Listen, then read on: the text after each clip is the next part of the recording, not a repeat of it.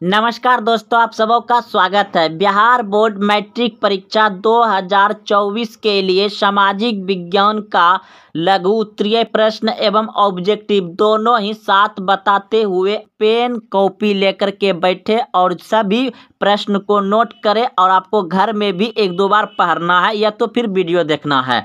तो दोस्तों चलते हैं अब प्रश्न की ओर। तो आज का प्रश्न है, महात्मा गांधी ने भारतवर्ष में पहला सत्याग्रह कहाँ प्रारंभ किया।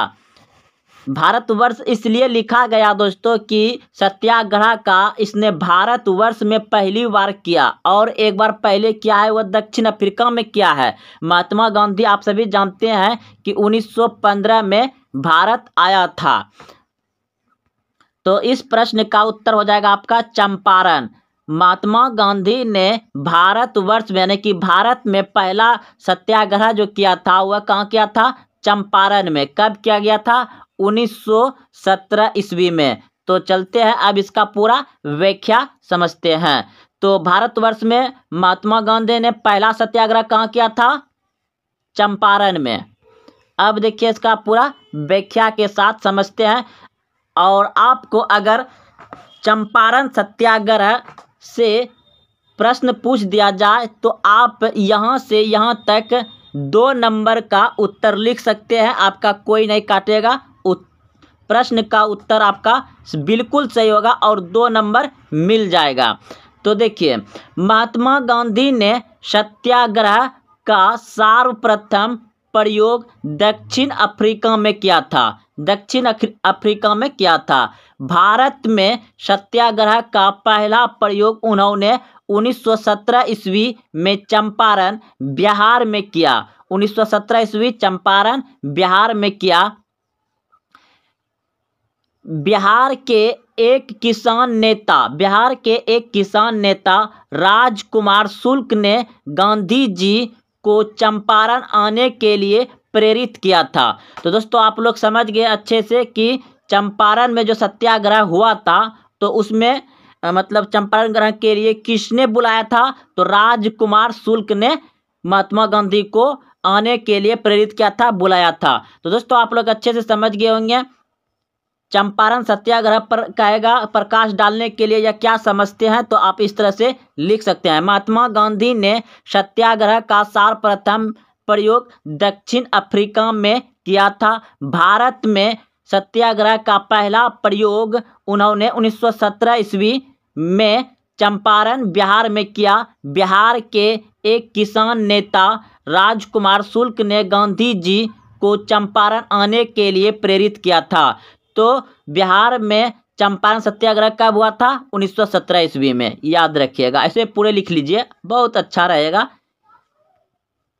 तो जैसा कि दोस्तों हम आपको हर वीडियो में बताते हैं कि यह सभी प्रश्न जो है ना आपका 9, 10 जितने भी ऑब्जेक्टिव जो आपका प्रश्न है, ये सभी प्रश्न आगे चल के आपको सभी प्रतियोगिता परीक्षा में लगभग में पूछ ही लिया जाता है। आप जहां भी बैठिएगा परीक्षा देने के लिए वहां ऐसा ही प्रश्न आता है। इसलिए आप सभी बिल्कुल अच्छे से प्रश्न को लिख करके याद कर लें।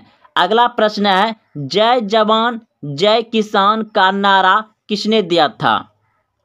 जय जवान जय किसान का नारा किसने दिया था? ये सभी प्रश्न तो दोस्तों बिहार बोर्ड में पूछता है और आप इस तरह से अगर पढ़ाई करते रहिएगा जैसे हम बता रहे हैं तो आप बिहार बोर्ड को जैसे तैसे कर दीजिएगा ना कि सभी प्रश्न को बढ़िया से आप तो बना ही दीजिएगा अच्छे से। लेकिन अन्य कोई प्रतियोगिता परीक्षा में उसके बाद बैठिएगा ना तो वहाँ भी इस तरह का प्रश्न आपको मिलेगा। तो दोस्तों जय जवान जय किसान का नारा किसने दिया था? आपके सामने ऑप्शन दिया गया है। तो इन ऑप्शन में से आपका ऑप्शन नंबर बी बिल्कुल सही हो जाएगा। लाल बहादुर शास्त्री ने जय जवान जय किसान का नारा दिया था। अब इसका पूरा व्याख्या देखते हैं। तो व्याख्या को अच्छे से सुनिए और ध्यान से समझिए। भारत के दूसरे प्रधानमंत्री लाल बहादुर शास्त्री जी ने जय जवान जय किसान का नारा दिया था। तो दोस्तों आप लोग समझ गए कि भारत का दूसरा प्रधानमंत्री था लाल बहादुर शास्त्री, और उसी ने जय जवान जय किसान का नारा दिया था। इससे पहले यानी कि भारत का प्रथम प्रधानमंत्री कौन था? पंडित जवाहरलाल नेहरू दूसरे नंबर पे थे। लाल बहादुर शास्त्री, लाल बहादुर शास्त्री जैसा भारत का कोई प्रधानमंत्री अभी तक नहीं बना और ना ही कभी बनेगा, क्योंकि लाल बहादुर शास्त्री का जब हमने जीवनी पढ़ा तो दोस्तों रो दिए। आप भी पढ़िएगा ना, इसके बारे में रो देंगे। कहा जाता है कि मतलब उसमें सुने थे कि देखिए, जैसे अभी नरेंद्र मोदी बड़ा कार से उसके आगे पीछे गार्ड घूरता है ना, तो इसका एक दिन किसी तरह से बच्चा कॉलेज में पढ़ रहा था, इसका बेटा किसी तरह से एक दिन उसका कार लेकर के चले गए, तो ये लाल बहादुर शास्त्री जी अपने बेटे पर बहुत गुस्साया और जितना दूरी तय किया उसके हिसाब से किराया वसूल के पेट्रोल खर्चा, मतलब टोटल अन्य चीज वह जो है ना, उससे जो सरकारी कार लेकर के चले गए थे वो सभी पैसा उससे लेकर के सरकारी खजाना में जमा करवाया। और एक बात दोस्तों, अगर किसी के घर में उस समय ऐसा कानून था कि अगर कोई घर में किसी कारण वह जेल चला जाता है और घर में कोई कमाने वाला नहीं है, तो उसके घर में जो है ना कि खर्चा के लिए पैसा कुछ सरकार देता है, पैसा उसके खाने पीने के लिए सरकार कुछ महीना में पैसा देता है। तो उस समय जो है कि पैसा 50 रुपये दिया करता था इसके घर में, 50 रुपये पैसा दिया करता था इसके घर में, और लाल बहादुर शास्त्री जेल में थे। तो एक दिन लाल बहादुर शास्त्री जी ने इससे यानी कि पत्नी को पत्र लिखा और पूछा, क्या आपका 50 रुपये में घर बढ़िया से चल जाता है, खाना पीना खा लेते हैं? और लाल बहादुर शास्त्री का एक माँ था, यानी इसकी पत्नी का सास था, यानी कि बहू सास, और इनके बच्चे बुतरू रहते थे घर में। तो पत्नी को इसका लेटर मिला कि इसने लेटर में लिखा था कि क्या आपका घर आराम से बढ़िया से 50 रुपये में चल जाता है ना? तो पत्नी ने उल्टा करके लेटर में लिखा, हाँ 50 रुपये में अच्छे से हम सभी महीने भर में खा लेते हैं, और यानी कि 50 रुपये में महीने भर में खा लेते हैं और 10 रुपया बचा भी लेते हैं। तो ये पत्र लाल बहादुर शास्त्री जी को जेल में मिलता है, और उसके बाद फिर तुरंत इसने लेटर सरकार को लिखता है कि आप मेरे घर में 40 रुपये ही भेजा करिए, क्योंकि मेरे घर का खर्च 40 रुपये ही है। तो अब बताइए दोस्तों, इसने देश के लिए कितना सोचा करता था। इसका बीवी 10 रुपया बचा लेता था, तो उसके कारण 40 रुपया उसने बताया कि 40 रुपयों में ही मेरा घर चल जाता है।